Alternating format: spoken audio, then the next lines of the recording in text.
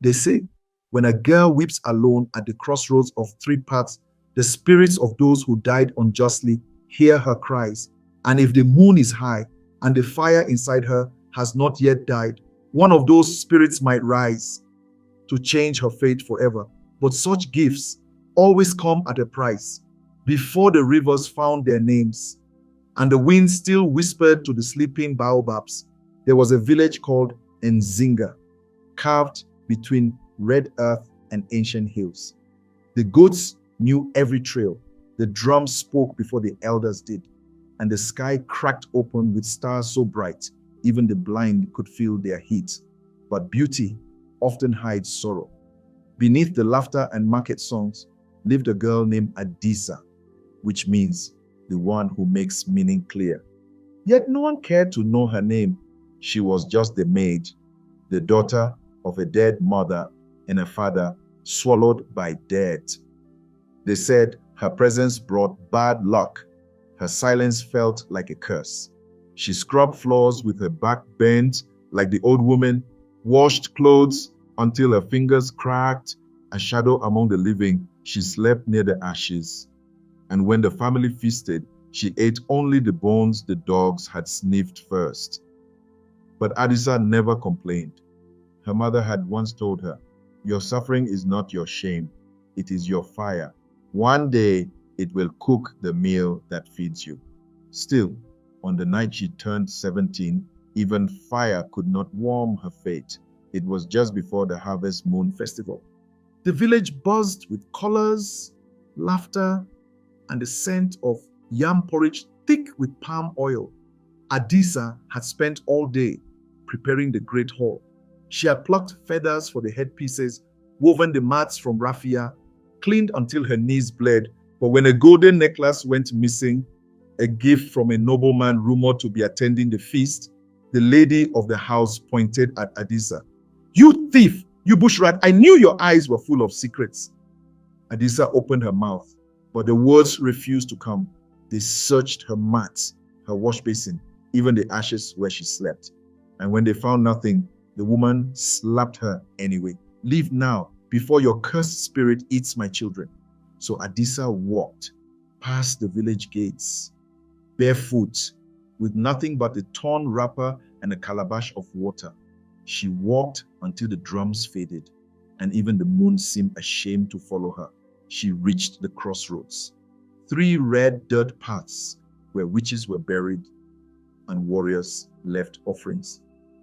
And there she dropped to her knees and wept, not soft tears, but the kind that make the earth listen. And something did hear her. The wind shifted, the trees stopped swaying, and from behind her, barefoot and glowing like coals, came the sound of footsteps. Not human, not entirely spirit, but something in between. The air thickened, as though the forest itself held its breath. Then a voice, soft as soot, sharp as a blade, freshly pulled from fire. "Why do your tears burn the earth, girl?" Adisa turned. There stood a man cloaked in shadows. His skin shimmered like dust. His eyes glowed the color of kola nut flesh. His hair was wrapped in cowries. His scent was smoke and forgotten rain. He leaned on a twisted staff made of ebony wood, carved with faces, some smiling, some screaming. "I did nothing wrong," Adisa whispered. Her voice cracked like dry leaves. "I was cast out for a lie I did not speak, punished for a good I never touched." The stranger nodded slowly. "I know this story. I have heard it many times. But tell me, if your hands were clean, why didn't you fight for yourself?" Adisa's eyes lowered. "My voice has always been quiet. Even when I scream, the world does not hear me." The stranger knelt beside her, placed one hand, warm like sun-baked stone, over her heart. "You have a storm in here," he said. "Caged thunder, waiting." He rose again, eyes distant. "There is a place, deep beyond this road, where no shoes walk and no metal rings. There, the spirits test the heart of the forgotten. Not all return, but if you pass, child of ash, you will never be the same." Adisa's fingers trembled. What do they want from me? They want what was stolen, he said. Not the gold, your voice, your fire, your faith. He pointed down the middle path, the one that seemed swallowed in mist. Walk at dawn, speak only when spoken to, and if you hear your name whispered, do not turn around. Adisa watched him fade like smoke into the darkness. Gone, as if he had never walked the earth. She slept by the crossroads that night, and in her dreams, she saw her mother, eyes bright, standing in a field of stars. Your path is not dirt, child, her mother said. It is flame, walk it. When the roosters cried, cracked the night, Adisa rose, her feet bare, her breath steady. She stepped into the mist, into the path of trials. As the mist swallowed her, a whisper brushed her ear. Adisa, she froze and remembered, if you hear your name, do not turn around.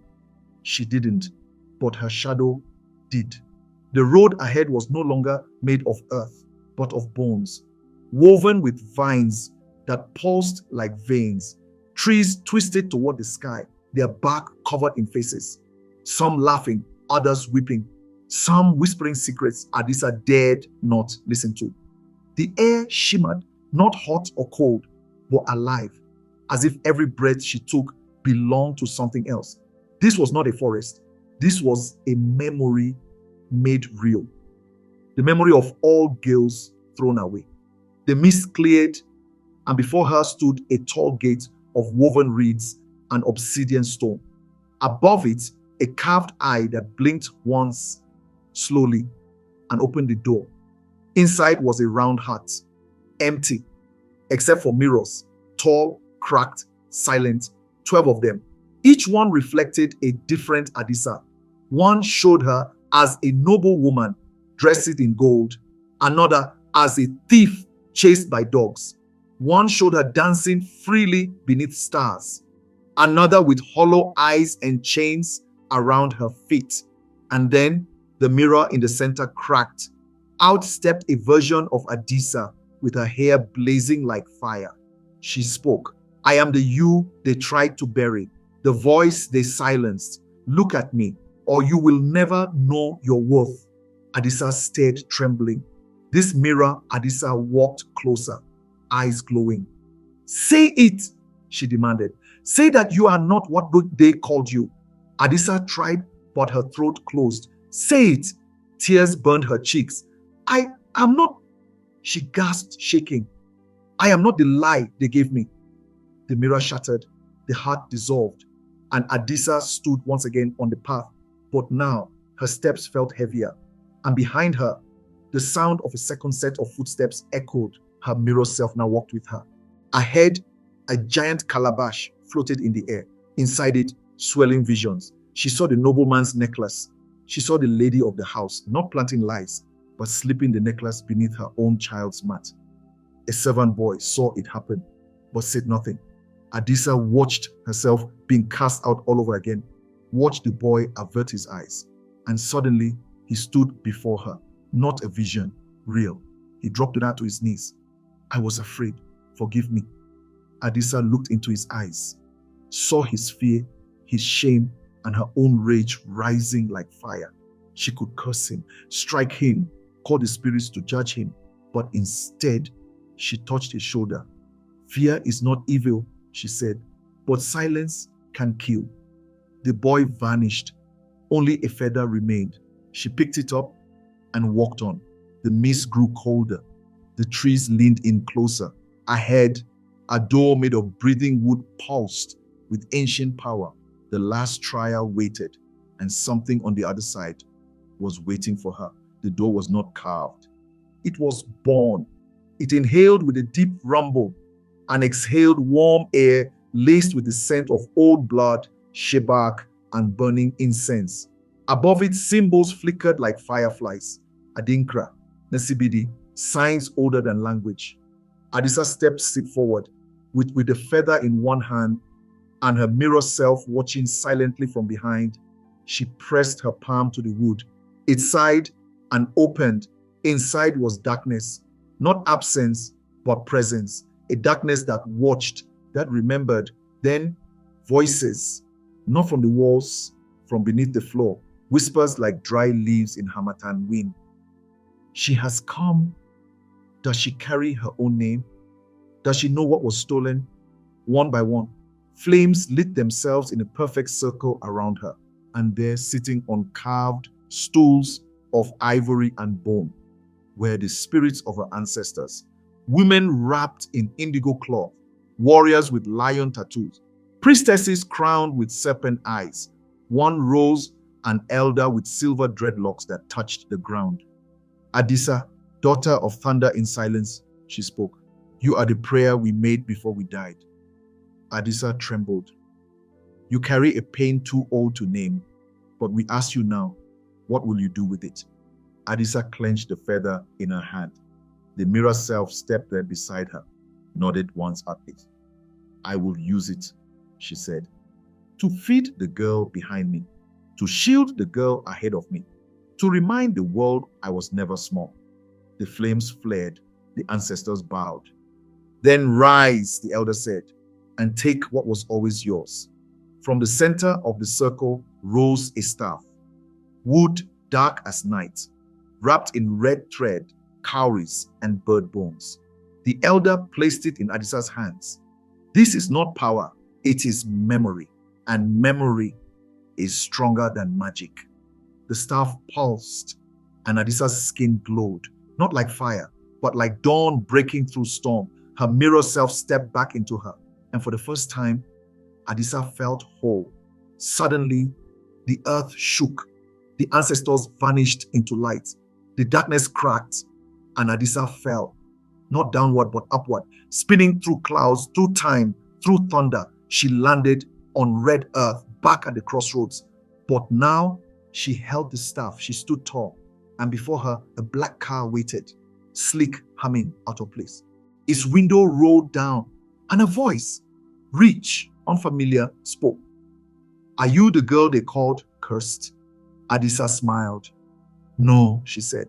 I am the girl they could not bury. The night air carried the scent of rain and earth. The village of Nzinga lay quiet, unaware that the girl they had cast out had come back not broken, but reborn. Adisa's feet touched the red dirt with steady grace, her eyes like embers. From the car stepped a man, tall and regal, his clothes stitched from the finest cloth, but his eyes carried the weight of many journeys. He bowed slightly. I have searched lands far beyond the sun, he said softly, for the girl with ashes in her hair, the one who walks with the spirits, the one who carries fire in her silence. Adisa held up the staff. I am she said. But who are you, who sees beyond the lies? The man smiled, eyes warm like dusk. I am Kofi, son of traders and dreamers. I once owned all the gold in the world, but lost everything when greed turned keen to strangers. I sought a new story, one not written by money but by spirit. He stepped closer, hands open. I see you, Adisa, the girl who was not a thief but a queen in disguise. I offer you partnership, friendship, and a place in a world that fears fire. Adisa looked around at the village, the same faces that had scorned her, now whispering. Her voice was calm but fierce. This fire was not given for comfort. It was forged in ashes and pain. It is not for the rich man to carry, but for those who have been broken and will not break again. She turned to Kofi. Show me your world, but I will walk it on my own feet, with my fire, my voice, and my story. Kofi nodded. Then come, Queen of Ashes, let us build a kingdom no one can burn. As dawn spilled gold across the land, Adisa took her place beside Kofi, not as a servant or shadow, but as a ruler of her own fate. The village watched, not with fear, but with the beginning of respect. She whispered to the wind, even when the world throws you away, remember, the fire inside will always burn brighter than their darkness. And so the story ends, my children. But listen well, for this truth is yours. A child who is not embraced by the village will burn it down to feel its warmth. And Adisa, she did not burn the village. She became the fire that warmed it, a flame that no one could ever extinguish.